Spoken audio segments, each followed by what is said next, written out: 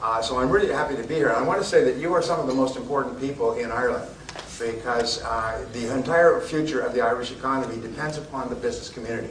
It depends upon the entrepreneurs, the salespeople, the ones who go out there and hammer and make sales and produce products and service and deliver them. We could take all the politicians and put them on a ship and put them 500 miles off the coast, and it probably wouldn't make any difference to the economy. But if you ever stop working, like they talk at Ayn Rand about the strike of the men and women of the mind, the producers who just stop, everything stops. So the future is going to be a little challenging. It's going to be probably the most challenging time that you've experienced in your business lives. But when the going gets tough, the tough get going. And so you're just going to have to work harder. You're going to have to dig down deeper. I know that in my life, we have good times, and the good times go on for a long period of time. We start to get kind of sloppy. We kind of coast. We go to work, and we have coffee, and we read the paper, and we surf a little bit of internet, maybe do a little business during the day, and go out on the weekends and watch sports and so on. Well, those days are gone, at least for the foreseeable future. An economic crisis, I'm an economist by avocation, an economic crisis, usually you get through it in about 9 months. That's the average for economic ups and downs. But a financial collapse like we have experienced here, in which we're having very serious problems in the U.S., usually takes 5 to 7 years. Now, nobody likes that, but that's the reality. And Jack Welch, the head of General Electric, was once asked, what are the most important principles of leadership? And he gave 7. But number 1 is what he called the reality principle. The reality principle is see the world as it is, not as you wish it were. In other words, be very honest and objective with the world as it really is. And the fact is, the world is going to become more competitive. It's already become more competitive for us here in Ireland. So we're just going to have to buckle down and work harder. But the good news is that if 10% of the economy has gone sideways, the other 90% is still functioning. People still need to eat, they need to dress, they need to drive, they need homes. And so there's always going to be business for the hustlers. And I say that in a very complimentary way. Thomas Edison once said, good things come to those who wait, but only what's left over from those who hustle. And so you and I are just going to have to hustle. And what I do is I say, all right, if times are tough, then what we do is we buckle down and we work harder. Start a little earlier, work a little harder, stay a little later, hammer away, dig into the depths of our creative abilities, find solutions. If we don't like the way things are going, change them, and so on. You're going to have to be quick on your feet. And one of the, I'm just trying to think, there's so many ideas that I can give you. Let's just stay with sales and marketing. I think that sales and marketing are the jelly in the jelly donut of business. It's really the core. We say nothing happens until a sale takes place. And so your job and my job is to make sales take place. And when I started off my career, I started off quite humbly. My family never had any money. We were always broke. Our family theme song was, I can't afford it. We can't afford it. We can't afford it. Sung in every chord and bar. I think you may have grown up with the same theme song. And so when I started off, I didn't graduate from high school, and the only thing I could do was laboring jobs. And I worked at laboring jobs. I worked digging ditches, washing dishes in the back of small hotels. I worked on farms. When I was 3 years old, I was an itinerant farm laborer. I was working on the farm during the harvest. I was sleeping in the barn at night, getting up when it was pitch black, eating breakfast with the farmer's family, and then getting out into the fields by first light so we could get the crops in before the first frost. I was uneducated, I was unskilled, and at the end of the harvest, I was once more unemployed. And so when I could no longer find a laboring job, like you, I got into sales. Don't give me that, oh no, this is my career path. Sales is the ultimate default profession in Ireland. If we don't go forward into it, we fall backward into it. It's sort of like backing up a car at night. You know, you back up when you hit something, boom, you get out to see what it is. It's a sales job. So you say, well, I'll give that a shot. So we give it a try. 80% of people who get into sales still are giving it a try. They're going through the motions. In fact, some of the interesting studies that have come out, 25 years of research, show that if you take the 80-20 rule, the top 20%, like the people in this room, and the bottom 80%, they find that the bottom 80% have a kind of a mindset, which where it came from we don't know, but what they'll do is they'll work reasonably hard during their first year to master their craft so that they can do it well enough not to get fired. And then they flatline and they never get any better. So 80% of the population in almost any field never gets any better. Whether it's doctors or lawyers or architects or engineers or business people, you'll find people who graduated from fine universities who haven't read a book in 20 years, and they're damn proud of it. They don't read, they don't learn, they don't grow, they don't go to courses. Somehow they got this idea that you get your education and then it's over. But today, in the modern age, you get your education, and then you get your education, and you get your education. And if you ever stop learning and growing, you'll be very quickly passed by somebody who continues to learn and grow. So the top 20% of people, they find, are very different in that they're constantly upgrading their skill set. They're constantly getting better. Whereas the bottom 80% are just flatline. Well, anyway, I got into sales. I got the 3-part sales training program, which was here's your cards, here's your brochures, and there's the door. Just go out there and talk to people. I find that 70% or more of all companies do no sales training at all. And I had a person come up to me, it was really interesting. He came up to me at a seminar, and he said, I resent that. My company does a lot of training. As a matter of fact, I moved from another company where I was doing very well to this company, and we train all the time. But our sales are down in what is a reasonably good market. So I don't think there's a link between sales training and sales results. I said, let me guess. I bet you do product training. I bet you do training on your product, but you don't do sales training. He stopped. He said, oh my God, he said, you're right. That's all we do is product training. We train people on what's in the product and how it's made and so on.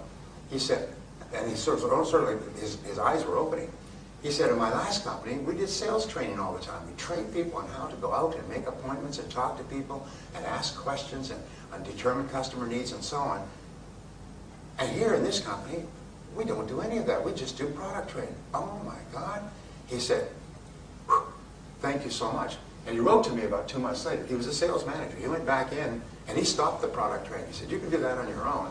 And he began to initiate the sales training process that he had learned in his previous work. And his sales for the whole company just took off.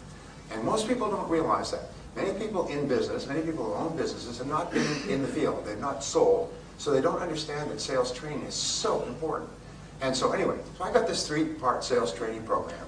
And for about 6 months, I struggled. I was working on straight commission, knocking on doors, knocking on office doors, and selling products from door to door. So I'd knock on doors, and they'd say, well, it sounds like very good, let me think it over.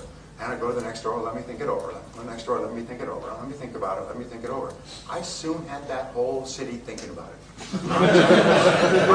I expected at any minute the dam would break, the phones would fall off the hook, and all those people would have finally come to the conclusion to buy my product. It wasn't until later that I learned that the words, let me think about it or let me think it over, mean goodbye forever. You're a lousy salesman. I'll never see you again or talk to you again. I'll never take your phone calls or your emails or your cover little letters. Is we will never meet again. Goodbye, goodbye. Well, I would go, and I wasn't afraid to work, because at least it was clean work. So I'd get up in the morning, and somebody said, you know, sales is not a sales business, it's a rejection business. So the more you get rejected, the more sales you'll make. So go out there every day and get hammered. So I would go out, and I would start, first of all, at 8 o'clock, and then at 7:30. Pretty soon I'd get up at 6 in the morning, and I'd be in the parking lot at 7:30 when people came to work. And I'd say, hello, good morning, I'd walk in with them. And I would work all day. Then I used to run from door to door so I could be rejected more often. And then at the night, in the evenings, I would go out and I would knock on doors in the apartments and neighborhoods, home doors. And I would work till 9 or 10 o'clock at night. And I still wasn't making any sales. And I just couldn't understand it. And this went on. Every so often I'd make one sale, which would keep me alive, just barely keep me alive to the next sale. After about 6 months, I noticed there was one guy in our office. His name was Pete. And Pete would roll into the office at about 9:15. Customer prospect would come in. They'd have a nice little talk. Ho, ho, ho. You wouldn't know what they were saying. Customer would pull out a checkbook, write a big check, sign the order. Pete would go out, make a couple of additional calls in the morning, have lunch with another prospect, make a sale, make more sales in the afternoon. Pete was earning 10 times as much as anybody in our company, and he wasn't even working very hard. Here I was just hammering away and barely surviving. And Pete always had a pocket full of money, went to great restaurants. He'd walk into a restaurant and he'd peel off 10, 20 euro bills like a mafiosa, good fella. People always give him the best tables. When Pete said, anybody want to go for lunch? Oh, you want to get close to Pete, because Pete could pay. You couldn't pay. Remember those days? Anyway, so I went up to Pete and I did something that changed my life, and I hope it changes yours. I said to Pete, Pete, what are you doing differently, or what are you doing that enables you to make so many sales? What are you doing differently from me? He said, well, show me your sales presentation, I'll critique it for you. I still remember that. I said, what? Your sales presentation? I said, you show me yours and I'll show you mine. Because I didn't have a sales presentation. I was doing the blah blah sell. You know what the blah blah sell is? Blah blah blah blah blah blah. Recite stuff from your brochure. Blah blah. Say what clever things they told you to say in the office. Blah blah blah blah. And you hope that in the midst of this they would say, stop, I'll buy. And it wasn't happening. And that's all I knew to say. It was just to talk fast. You know, we say in Ireland you have the gift of the gab. So I would talk faster, and if the customer started to lose interest, I talk a little faster or louder. They started to look at their watch, I talk a little faster and louder. And pretty soon they say, well, let me think about it. And I'd be back out into the street. And I said, so this is what I'm doing. He said, no, no, that's not how you sell. He said, selling is a logical and orderly process. And it has 7 parts to it. And if you follow the parts in sequence, sales come out the other end. It's almost like a production line. And if you don't, you don't. And the sales don't happen. It's just, it has nothing to do with you as a person. So he showed me, and he took out a piece of paper. He said, let me show you a typical presentation. And he started to show me a presentation. And he wrote it down, and I still remember. I can remember the time, place, spot, because it changed my life. What he showed me is that selling is logical, and if you follow the process, you make sales, and if you don't, you don't. And nature is neutral, and nature doesn't care. If you're a complete idiot and you're an immigrant and you arrive here and you don't know anybody, if you follow the process, you make lots of sales, and if you don't, you don't. I learned later that Pete, when he had gotten out of college, and he hadn't done particularly well, he got a job selling for a large company. And the company trained him. And they trained him for about 9 months. About half of the time in the office, in training, and half of the time in the field. And this is what the big companies do. The grown-up companies is what they do is in the office, in the field, like a windshield wiper, alternately. So you learn and you practice. And in IBM, they train you for 18 months. And at 18 months, if they are satisfied, for the first time, you can be alone with a customer. Up until that time, you're always supervised by a supervisor who goes out with you until they reach the point where they feel that you are capable of being alone with a customer for the first time. 18 months of training. And at IBM, and I worked for them about 30 times as a speaker, IBM then went on to conquer the world. Because their salespeople were considered the best salespeople in the world. They could go into any market, anywhere, any company, under any situation, and sell tens of billions of dollars worth of product. And once you met an IBM salesperson, there was a bounty on IBM salespeople. I worked with these personnel consultants or executive recruiters. They would be sent out into the field to see if they could get an IBM person. Hire them. If you can get an IBM person to come and work for us, we'll pay them anything. Couldn't get people away from IBM. IBM paid their people like kings and queens. They lived in beautiful homes because they knew that the whole focus from Thomas Watson Sr., who founded IBM in 1928, the whole focus was on the salespeople. Train them and train them and train them like an elite, crack military team. Whereas the other companies just standing there and say, yeah, here's your cards, here's your brochures. Couldn't understand why IBM was eating their lunch. I learned later, and I worked with probably 1,000 big companies and thousands of small ones. All the big companies train and train and train like crack athletic sports teams. And all the average companies take training indifferently. They maybe listen to a tape once or have a little pep talk in the office. And so what he told me was this is how to sell. Pete, by the way, could now go, after he'd been trained, he could go into any industry or any company, in any economy or even any country, and he could be earning 10 times as much as another salesperson within 30 days because he was fully trained, almost like a chef or a diesel mechanic or a doctor. He had the training. All you had to do is put it in place. So he told me these things, and I always thought I had died in heaven. And I took notes, took frantic notes, and instead of talking all the time, I asked questions. And instead of blah, blah, blah, I listened carefully to answers, and customers began to respond to me differently. And they began to be open to my offerings, and then they began to buy my products or services, and then my sales started to go up and up and up. They began to hockey stick. Well, what I learned, grab some water here. What I learned was the law of cause and effect. And the law of cause and effect says that for every effect in your life, there are specific causes. If you want to get high sales results, then what you do, that's the effect that you desire, then what you do is you find out who is getting high sales results, and you do the same things they do over and over again. You don't deviate, you don't go off the reservation, as we say, you don't do your own damn thing. What you do is you learn the sales process meticulously until you can do it in your sleep, and then you can be more creative. Then you can add your own personality or temperament. If you go to a culinary school, they will teach you how to make the great dishes, the souffles and the coq au vin and so on. And what they'll do is they will supervise you, and they will teach you how to make this meticulously. And exact detail, exact ingredients, exact everything. And then, once you have mastered it so that you can make it in your sleep, if you want then to add something to it, then you add something to it. The big mistake I have found in almost every field, but especially in sales, is that people start to learn how to sell, and then they go off and do their own damn thing. They go off the reservation and they say whatever they want. They deviate, which is why the big companies send a supervisor out and they watch them and no deviating. Just like a school marm with a ruler, they give them a smack. You deviated from the professional selling presentation we use. And a professional presentation will increase your sales by 500%. Literally once you've learned the presentation. It's almost like becoming a fast gun, being able to draw and fire. And you, as a professional, can outsell your competitors. You can sell higher priced products against lower priced competition. You can sell more products against companies that advertise or have been in the business forever. You can walk into a market and you can eat it alive if you know what you're doing. If you don't, what happens is you'll be struggling, you'll be frustrated, you'll be worried about the economy. Well, what I learned over the years, and by the way, the research on this is tens of millions of dollars.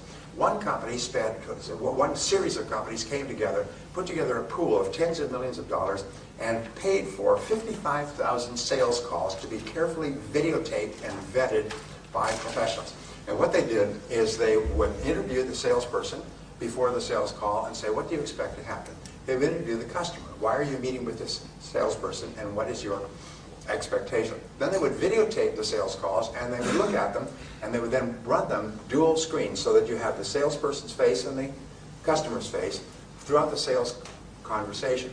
And they would watch what the salesperson said, they would watch how the customer responded and reacted, and then if it turned into a sale, they would ask the customer afterwards, why did you decide to buy? And if they decided not to buy, why did you decide not to buy? If they decided to buy after 2 or 3 calls, why did they decide to buy after 2 or 3 calls? And what happened was almost like a Polaroid photograph. If you remember the Polaroid photograph, you take the photograph and then the chemicals begin and the picture starts to emerge. A picture started to emerge of how top salespeople sell in 32 different industries. And it was literally a repeatable, duplicable pattern, like a recipe. It was always the same. And so that's what I began to learn, began to study. So in selling, what you find is you have 7 parts. And the 7 parts are like the 7 numbers in a telephone number. First is prospecting. And prospecting means separating prospects from suspects. Now, what is a prospect? A prospect is a person who has 1 of 4 qualities. And by the way, marketing is always starts with these 4 qualities, because marketing, what's the difference between marketing and sales, by the way? Do you know? People say marketing and sales, sales and marketing, and often, even business people really don't know the difference. What's the difference? Yes, sir. Could you speak up, please? Marketing would be make what sells. Sorry, sales is make what sells. Marketing is sales is sell what you make. Marketing is make what sells. That's very close. Thank you. Actually, marketing is the business of getting people to raise their hand.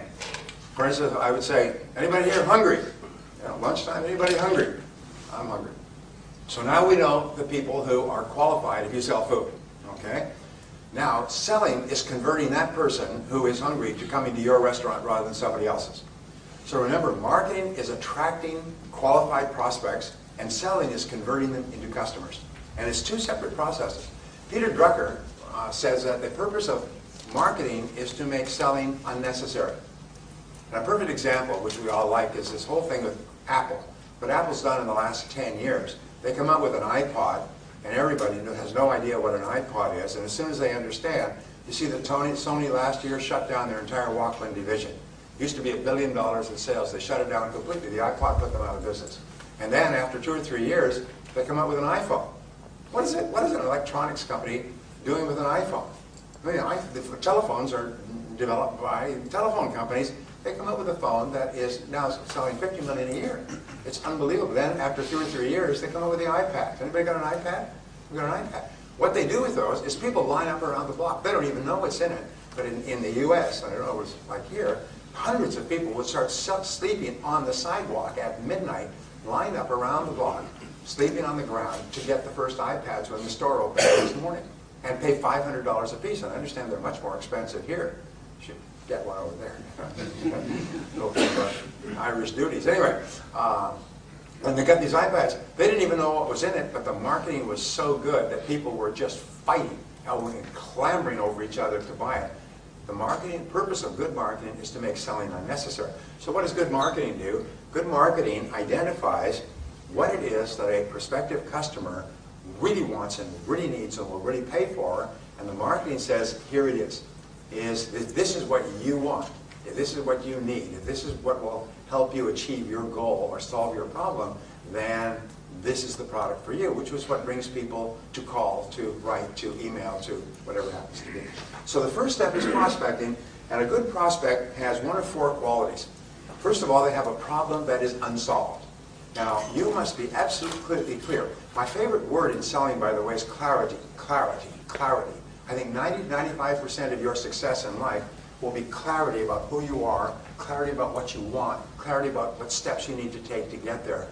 The number 1 reason for failure is people are unclear of what it is they want. And as a result, they go around in circles. So be clear. What is the problem that your product or service solves? You've heard over and over again that people don't buy products, they buy solutions to their problems. The second part of prospecting is what is the need that your product satisfies. People buy products that satisfy their needs and wants. And what is it? And the ability to identify that clearly and then to make it clear to your prospect that if this is your situation, this is a solution. For example, a simple ad would be, headache? You've got a headache? Take Excedrin. It's an over-the-counter remedy. Excellent remedy for headaches. If you don't have a headache, then this is, of course, of no interest to you.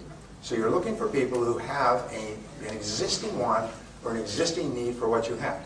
The process of selling, by the way, is not to sell, to find somebody who may or may not have your product or service and convince them that they need it. Your job is to find people who already need it and want it, but have not decided who to buy it from.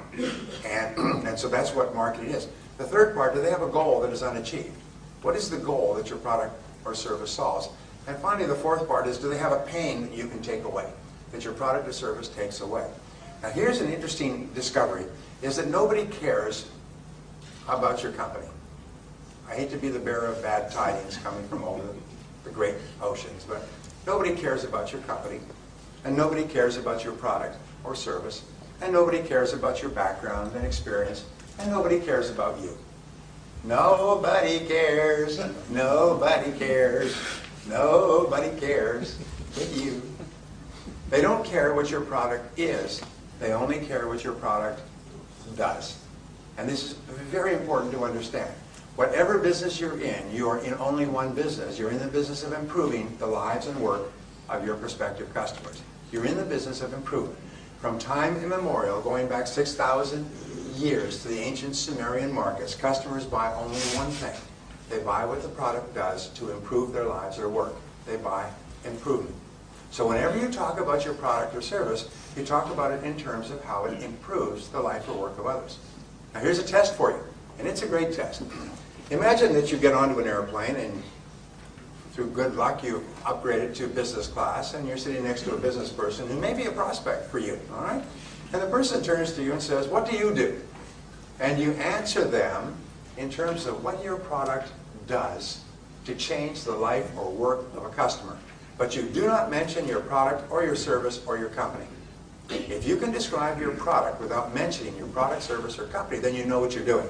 If you have to say, well, I work for ABC Company and we sell this, that means that you have no idea what you're doing. You should probably go back to working for wages somewhere. McDonald's will be hiring. 7 questions. But you can have 3, 5, 7. Always an odd number is better than an even number. And then you write it out, and you do it in 14-point font, so the person doesn't have to squint to read it. And you space it out so there's room for a person to take notes. So here's your letterhead, and on the top you write these words, agenda for meeting with. And you write the client's name and make sure that it's spelled correctly, time, date, place, all right? And then you have 7 questions. So when you come in to see the prospect, there's a way of selling that I've used over the years. It's called going in naked. And going in naked means no brochure, no briefcase, nothing. You go in with nothing in your hands.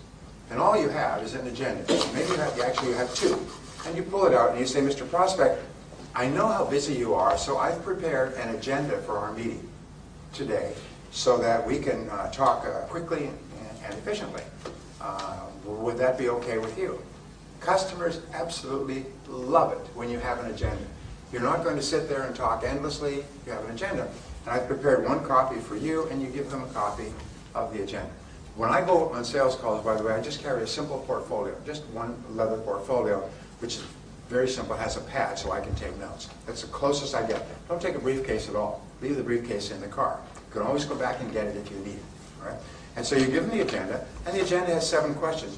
You say, look, I'm not here to sell you anything today. All I would like to do is ask you these questions and see if we can't help you achieve some of your goals in a cost-effective way. Would that be all right? Customers say, sure. And I've spoken to customers about this. I said, has anybody ever used an agenda on you? They say, yes. And I said, how did you feel? They say, they love it. They love it. And your credibility goes straight up. Because now you've positioned yourself not as a salesperson, but as a consultant, as an advisor, as a friend, as a helper. You're not there to sell them something. You're there to help them improve their life or work. And so your questions go from the general to the specific. From the broadest question, like, what are you doing now in this area? And how is that working for you? And what are your plans for this, in this area in the future? And what sort of budget do you have? And what sort of things are you looking at, or other companies, and so on? And what kind of timelines do you have? So you go from general to specific. And at the end of asking 5 or 7 questions, and 7 is my favorite, the person can take notes. They can take notes because you've left lots of room. And very often it's clear that the customer, yes, does need, can use, and can afford your product or service. And you haven't tried to sell at all. We call this selling without selling. All you've done is ask good questions. Customers also love it when you have a track to run on, when it's clear that you're going somewhere with your questioning, and they've got it written down. And then they can take it away, and they can talk to someone else and say, Connor was in here this morning, and he was telling me about this, and he's got some very, very good questions here that we need to think about. And they can show it to other people. They can actually sell internally. You know that 95% of the sale takes place when you're not there today. This is another thing they have found. Is people don't buy there. They say, well, let me consider this and go over it with the other decision makers, my wife, my husband, my boss, and so on, and let us talk again. And so sometimes your major goal in your first meeting with the client is just to determine whether or not they're a suspect or a genuine prospect, and then your second goal is to come back. Your goal is a second meeting to come back with. Sometimes we call this two-step selling. Is the first meeting is to find out if they're a prospect. The second meeting is to show them what your product or service can do to help them based on the information you've gotten from the first meeting. And what this does is it creates a low-stress, no-stress environment where it becomes clear that you are a professional who's here to help them. You're not here to sell them anything. They don't have to be defensive. They don't have to be watching what they say because you're not trying to sell them anything. And in reality, you are selling because you're building your credibility to a very high level. Now, the other thing that we know is that asking questions is the key to building trust. And talking is not. So you'll find that the very best sales professionals ask questions.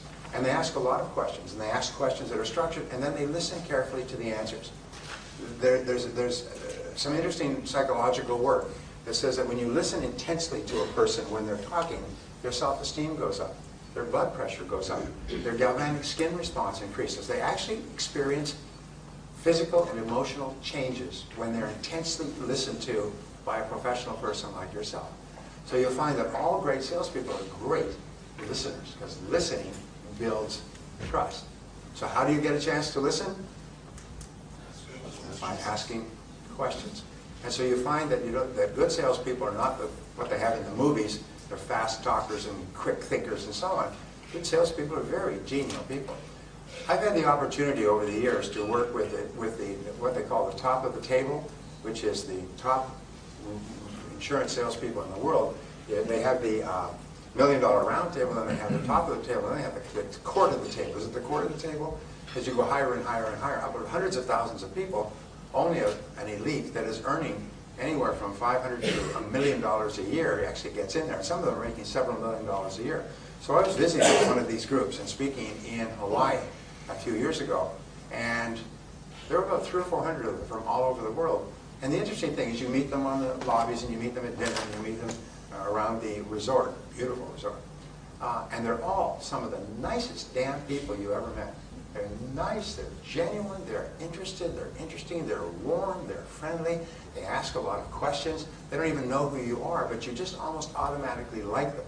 Because when somebody asks you questions and listens intently while you answer, you feel happy because somebody's paying so much attention to you. Interesting point, just as with regard to relationships, the word is that we always pay attention to that which we most value.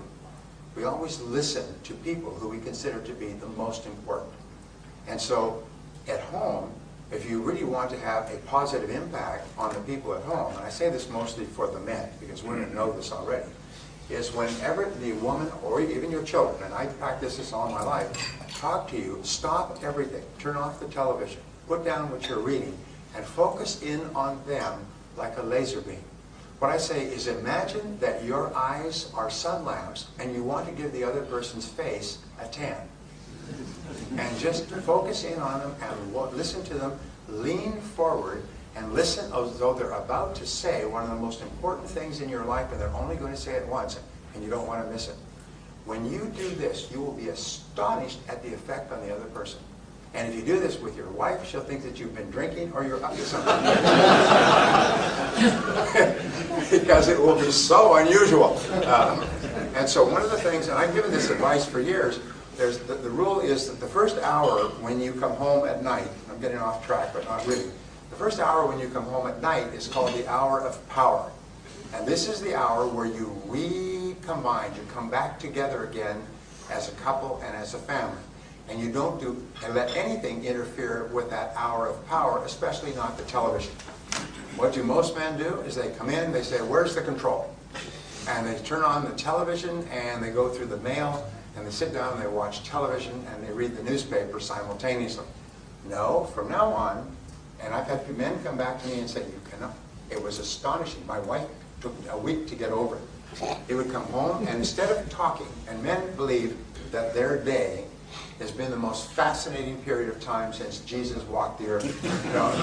And so they come home and they love to talk and talk about every detail of their day. And women are wonderful. They listen and they nod and they do their grocery lists and think about other things and appear to be paying attention to you. But if you ask a woman when you come home, she'll say, well, how was your day? And if you're not careful, you will launch into it for an hour. I was reading something from a comedian in Hollywood. She said, I love going to my shrink, she said, my psychiatrist. I could sit there and talk for an hour uninterrupted, just like a man on a first date. But it's also just like a man when he comes home from work. He can talk for an hour uninterrupted, unless he wants to go and watch television. Television will interrupt. So the next time you go home, try this, is when she says, how was your day? You say, pretty good. How was your day? And you ask her about her day. Now, she'll be so shocked. She'll say, well, it was fine. What did you do? She'll try to turn it around on you. You say, no, tell me what you did. What did you do starting this morning? What was the first thing you did when you went to work? And then you just keep asking her questions about her day. First of all, you'll find that her day was as interesting or more interesting than yours. Second of all, she'll be astonished. Third of all, women's greatest need is for attention, respect, and affection from the man in their life. And when you give her undivided attention and affection and respect, it will have such an enormously warming effect on her, it'll make her very, very happy. And when you do that to your children, it'll cause your children to feel wonderful about themselves and about you as a parent. These are just a couple of little things to throw out there. Ladies, how am I doing? Right on. All right. Thank you. I've been well trained. So, So it's the same thing in working with customers. You know, there's this wonderful little line, is be kind. Everybody you meet is walking a rough road or is facing a difficult path. Everybody you meet's got problems and difficulties. There's nothing that makes a prospective customer feel happier than for you to be pleasant and positive and ask them questions and lean forward and listen to their answers. Listen to them and make them feel valuable and important. And what happens is the more valuable and important you can make that person feel, the faster all their defensiveness just drops, like shields, they just drop. And they start to like you and be open to you, and they're almost ready to buy your product or service long before you even mention what it is. Sometimes if you're really good at this, the customer at a certain point will say, by the way, what do you sell? Because I'd like to buy some. And you find that selling this way is so much easier. There's no stress on your part, there's no stress on the customer's part. So that's phase two. First of all, separate prospects from suspects. You don't want to build an intimate relationship with someone who can never buy. Second of all, build rapport and trust. And Shakespeare said, make haste slowly. In other words, this part is where the whole sale is determined by whether or not the person likes and trusts you. So go slowly. It's sort of like, imagine you're single and you go to a party or a social gathering and there's a pretty woman there. And you say, hi, you're a pretty woman. Well, there may be a time for that, but this is too soon. Now, what is the equivalent in sales? We call this sales malpractice. The equivalent in sales is where you walk in and say, hi, Connor, I'm Brian Tracy. Let me tell you about my product or service, which is the same as doing the pounce. And women know what the pounce is. It's pouncing on the customer before you've even established a rapport, even before they know anything about you. You do the pounce. Imagine going to a doctor, right here in Dublin. You go to a doctor, any doctor who is a qualified doctor will follow a three-step process. And the three-step process is always the same, because if you go to a doctor in Hong Kong or San Diego or Tokyo, it's always the same. First of all, first thing they will do is what? Go to the doctor, you've got an ache or a pain such that you've gone to a doctor. What's the first thing the doctor will do? Listen to you. They'll do an examination. Before you get in to see the doctor, they'll take your blood pressure, they'll take your pulse, they'll take your temperature and so on. And then you go in and the doctor will do an examination. A stethoscope, front, back, cough, bend over, and a whole bunch of other things. All right? Sometimes they'll do urine tests and blood tests and all kinds of things. But the first thing they do is an examination. A doctor would never think of doing or saying anything to you about your situation until they've examined to find out what it is. The second thing that the doctor will do is he'll take all that information, either at this meeting or later, and they'll bring it together, test, lab results, and they will create a diagnosis. And they will say to you, based on what we've discovered, based on what you've said, based on your aches and pains, this is what we think, this is what I think is the situation. And there's 2 or 3 ways that we can deal with this, maybe with pills, with surgery, with treatment, with waiting, and so on. And then they will give you a prescription. And the prescription or recommendation for a course of treatment is the third part. So if you can imagine 3 balls. Ball 1, examination. Ball 2 is diagnosis. And then ball 3 is recommendation or prescription. Every doctor in the world does it this way. Now imagine you went to a doctor and you said, doctor, I've really got these pains. I've been having them for 2 or 3 months. You'll go to an internist. And the doctor says, good, take these pills. You'll be fine. Well, don't you want to do any tests or any exams or ask me any questions? No, I'm really busy today. Just take these pills. I work with sore stomachs all the time. Take these pills. They'll be fine. Or say the doctor says, you've got a sore stomach? I probably put some form of gastroenteritis. Get up here on the table. Let's cut. Nurse, bring me a scalpel. Okay, let's get in here. Let's get in there and let's see what we got. Let's open you up. But you'd say, whoa, wait a minute. This person must be crazy. They're not going to do any tests. They're just going to start doing surgery on the first visit. What would we call this? What we call this when a doctor does not follow proper medical procedures. In practice, we call it malpractice. What do we call it when a salesperson walks right in and starts talking about their product or service? We call it sales malpractice. And it's just like a doctor who practices who engages in malpractice will lose their license. A salesperson who engages in sales malpractice will lose their income, or basically will struggle. As we say, salespeople who engage in sales malpractice have skinny kids.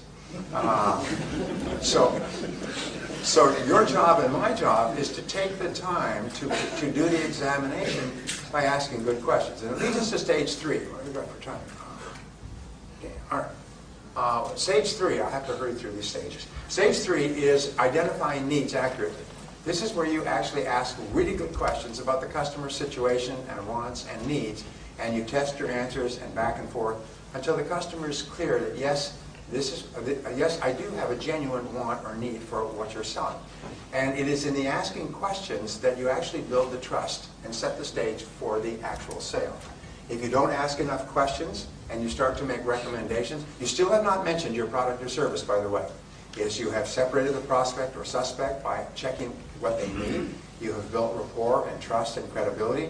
You're now asking questions and focusing in on the customer. The customer must feel that you are like a consultant, an advisor, a helper. You're not trying to sell, you're trying to help. Just like when you go to a doctor and the doctor does tests and asks you questions, they're not trying to sell their services, they're trying to help you.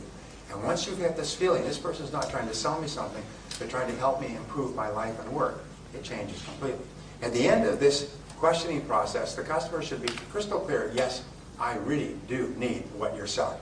Sometimes when people say, I'm not interested, it's because they're not clear that they actually need what you're selling. And your job is to say, well, I didn't think you'd be interested. This is one of the answers we used to use. Say, I'm not interested. I didn't think you'd be interested, that's why I'm calling. Most of our very best clients were not interested when we first spoke to them, and now they've become our best customers and they recommend us to their friends. The fourth stage in selling is the presentation.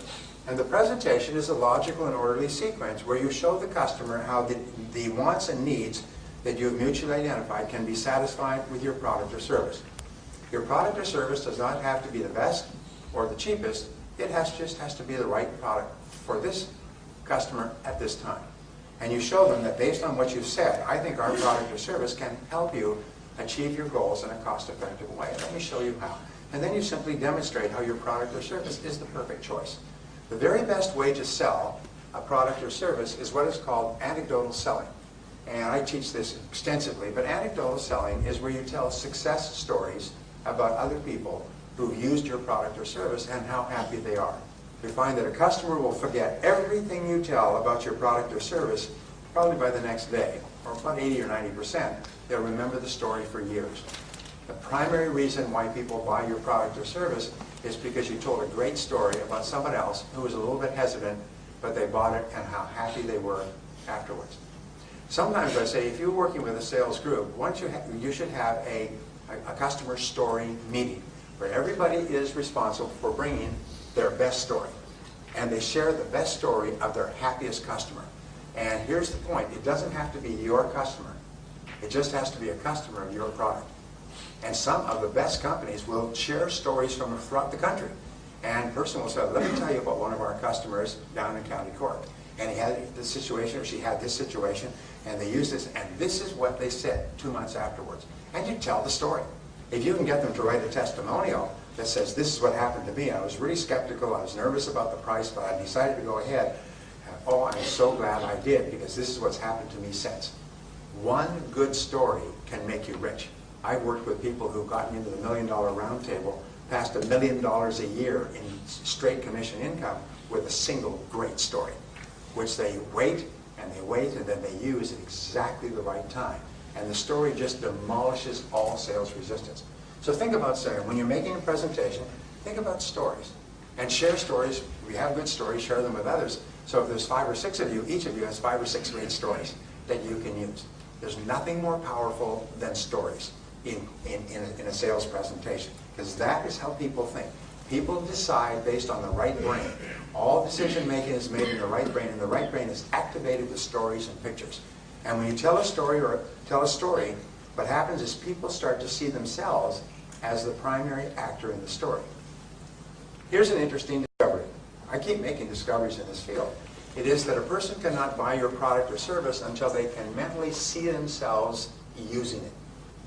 If you are thinking of buying a new car and you go to a car lot, what's the very first thing that they do? They get you into the car and drive you. Why? It's because they know that it's not possible for you to drive a car by standing there looking at it. They want to get you in it and feeling it and shifting the gears and smelling it and adjusting it. And they always take you on a particular route around these corners and everything else so that you get the feeling of the wheels. You know what I'm talking about? And so what happens is when you come back, you have a mental picture of what it would be like to own this car. Same thing if you're thinking of buying a home. They take you through every single room. They tell you how the kids could be here and you'd be here and you put the television here. But what they're trying to do is give you a mental picture. So when you go home, you have a picture of what it would look like. If you go to buy clothes, you'll find you buy clothes. What do they have all over the showing room? Mirrors, so that you can see what you would look like if you bought the clothes. So it's the same thing when you are selling a product or service. One of the most powerful words, sets of words you can use is just imagine. Just imagine if you were using this, or just imagine having this. Or here's another thing you can say, it's called talking past the sale. When you are using this service, you will find that it does this. And when you use this service, you'll find that you will get this. Or when you're using this product, you'll find you'll get this result. What you're doing is you're creating a mental picture in the customer's mind of how they will be after the sale. Remember, almost 100% of the decision to buy is determined by how the customer thinks he or she will feel after the sale. So always talk about how you will be after the sale.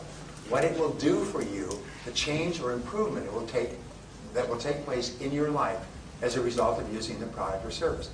Here's the rule, and this is $1 million rule. 95% of your selling should be focused on the outcome, result, or transformation that takes place between where you are and using the product or service. 5% should be on the product, service, company, you, background, history, and everything else. 95% on the transformation. Because nobody cares about how you got there.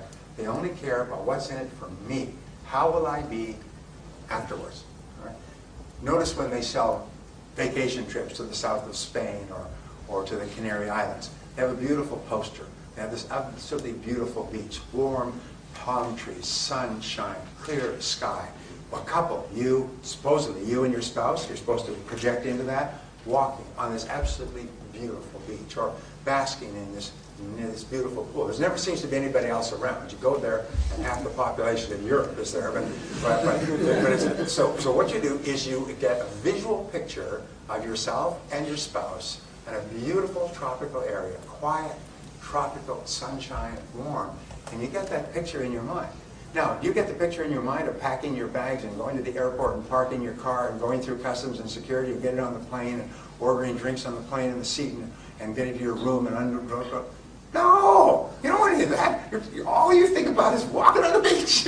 All those things are the particulars. And what does travel companies sell? They talk about the trip to the airport and the flights, and they talk about picking you up at the airport and the hotel, and they greet you at the hotel. Nobody cares about that stuff. What we care about is getting onto that damn beach where there's 50 million other people, it turns out. This isn't the beach in the poster. The fifth part of selling is answering objections. And there are no sales without objections. Why is it that people have objections or questions about your product or service offering? Price, details, operations, fact, background, use, utility. Why do they have objections? They're unclear. Well, they're unclear, and also they're trying to reduce risk. Remember, the number one reason that people don't buy from you is perceived risk. Not real risk, because we know that what you sell is a fine product or service, and you stand behind it. We know that. The customer doesn't know that, and the customer's been burnt so many times. So the customer asks questions, what about this and what about that, to reduce risk in their own mind. To ask questions that someone else might ask, why did you buy that? Well, what about this? And you say, well, I asked them about that, and it's okay because they have guarantees, warranties, service, follow-up, backup, and so on. So reducing the perception of risk is really important, and so people ask questions. Can I get it cheaper somewhere else? Most salespeople have what is called price neurosis, about 2/3 of salespeople. That means they think that price is everything, even especially here in Ireland, where we are a little bit sensitive to price. But they think that price is everything when if you do customer surveys after the purchase, where the customer said, what about the price, can I get it cheaper? Can I get it cheaper? Can I get it lower? I can't afford it. Customers get the feeling that price is a major issue. If you go back 30 days after the purchase and say, Mr. Prospect, why did you buy this product or service from this company. They say, oh, because I like the color, I like the size, I like the shape, I like the way it worked, and they had these features and benefits, you could do this, you could do that, and all these things, and it fitted in well with. They say, whoa, what about price? Now, price is important. I don't want to overpay, but price is not a reason for buying. I sometimes ask this question. I can prove that price is never the reason for buying anything. Want me to prove it to you? Say yes. Yes. Okay. It's a magic trick, okay?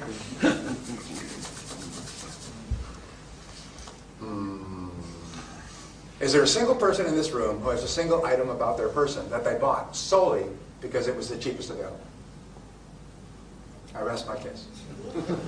Not a single person here has anything that they bought solely because it was cheap. You're not going to buy clothes because they're cheap, even though they're ugly and ill-fitting. You're not going to buy a pen that doesn't work. You're not going to buy shoes that don't fit because they're cheap or look ugly. In other words, appearance, use, size, comfort, shape, fitting with your wardrobe, all these things have to be solved first, and then you want to get the best price. And what we know is that customers, even in Ireland, do not want the lowest price in most cases, and I'll tell you why. The only reason they want the lowest price is there's no difference between the two items. If the two items have the same respective level of quality, then they'll want the lowest price because there's no difference. But if there's a whole series of other features, they don't want the lowest price because the lowest price is always associated with what? Inferiority, poor quality, breakdowns, disappointments, anger, frustration, wish I never bought it at all. People are always willing to pay a little bit more to lower the risk of the purchase, to raise the level of comfort, so that they will be happy after the purchase and not have to worry about it. You and I have all had the experience of very cleverly buying a cheap product, and afterwards we had so many problems with that product, we wish we had never done it at all. We wish we had paid more for the product so we didn't have it. So answering objections is important, and what you do is you think through, and this is an exercise that you can do, by the way. It's a great exercise. It's called a sentence completion exercise. And you can do this as a sales team. Remember, you can double your sales by either increasing your sales effectiveness or by removing the objections that hold people back. There's always one major objection that causes a person not to buy. And each person, each prospect may have a different objection, or the objections will never be more than 6. It's called the law of 6. I learned it when I was 24. Is there's never more than 6 objections to any offer. So you use this exercise by saying, let's complete this sentence as an individual or as a team. Is we could sell to every prospect if they just didn't say ... complete the sentence. If they just didn't say it costs too much, or just didn't say I'm happy with my existing supplier, just didn't say I can't afford it, just didn't say I'm not in the market right now, just didn't say cash is poor. In other words, write down everything that people say. And sometimes you'll end up with 20 or 30, or I worked with one company that came up with 100 objections. And then you look at them and you'll find that they break down neatly into never more than 6 categories. And you can find an answer. You can create an answer that answers all the objections in that category and eliminates the objection forever. So think through, what do you say when people say this? What is your answer? And again, the best salespeople I've ever worked with, when they almost know. They know that at the moment of closing the sale, the prospect's going to come up with this one objection, and they smile like, I own you. They smile and they say, that is a good question. Let me see if I can answer it for you. And then they just turn over the cards, and they've got an answer fully prepared that demolishes the objection and eliminates any obstacles to making the sale. And we say for every problem under the sun, there is a solution or there is none. If there's a solution, go and find it. If there isn't, never mind it. So for every objection that a customer gives you, there's an answer.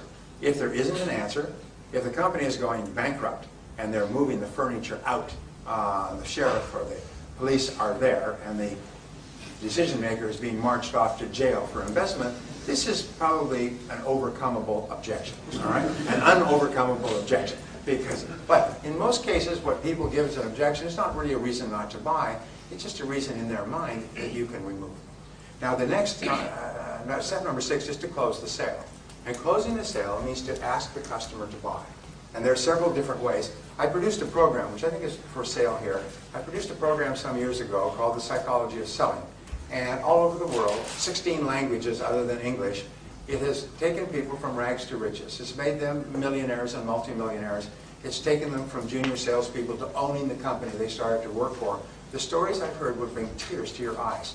What has happened, because what it does is it tells you about wants and needs and customer objections and 19 different reasons why a customer will object on the basis of price, and how you determine which objection it is and how to answer it, and how to manage your time and your mind and so on.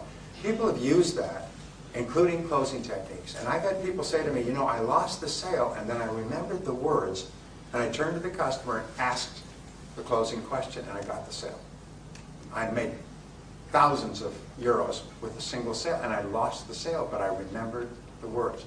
When I started off selling, I was terrible. By the way, every master, they say, was once a disaster.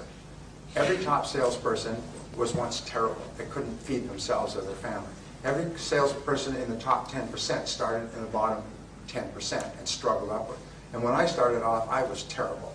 And when it came to closing, I would go into a form of semi-paralysis. My heart would pound, my stomach would churn, my temples would sweat, and the customer would get the feeling that something awful is about to take place here. And the customer would go into a fetal crouch and start to protect and defend themselves, and we'd be like two scorpions in a bottle. And I'd finally blurt out, well, what do you think?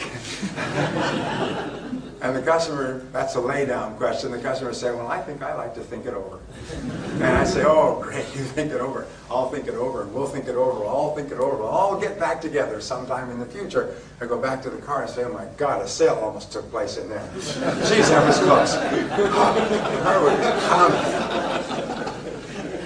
And then I realized the mistake that I made is I didn't know how to ask for a sale.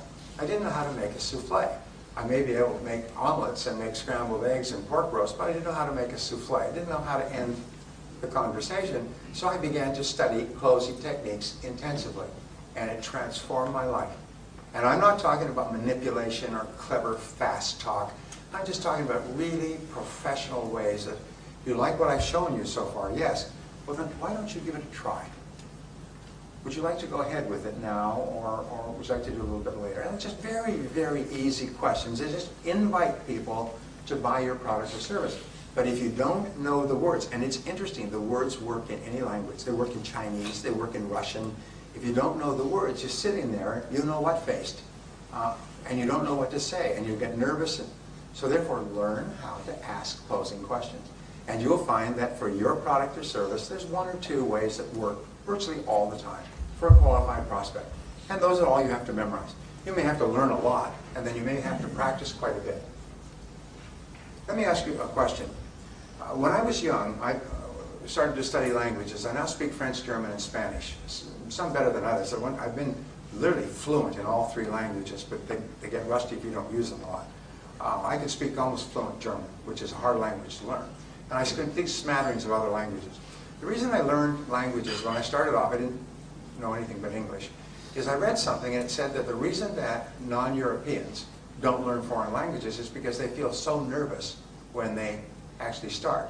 They see themselves as making a fool of themselves. They see themselves as trying to speak and people not understanding them, so they shrink back. Whereas Europeans, because they're so used to traveling, will pick up a language and they'll try it, and if it doesn't work, they'll try it again. They'll keep saying words in the different languages, somebody suddenly understands them. So I decided that I would learn the languages and I would not feel, time is up, okay. I would not, you're right, I would not get upset if people didn't understand. I found later in life the reason why people don't learn and grow is because they're afraid of feeling clumsy and awkward during the learning period. They move out of their comfort zone, which is usually of lower performance than they like. But to get to a higher level of performance, they have to go through a discomfort zone. And most people, 80–90% of the population, shrinks from the discomfort zone. So here's the question. Can anybody here ride a bicycle? Say yeah. Yeah. All right. What happened when you rode your first bicycle? You fell down. Now, did you just lie there and cry and get out to go back to the house and never try again? Or what did you do?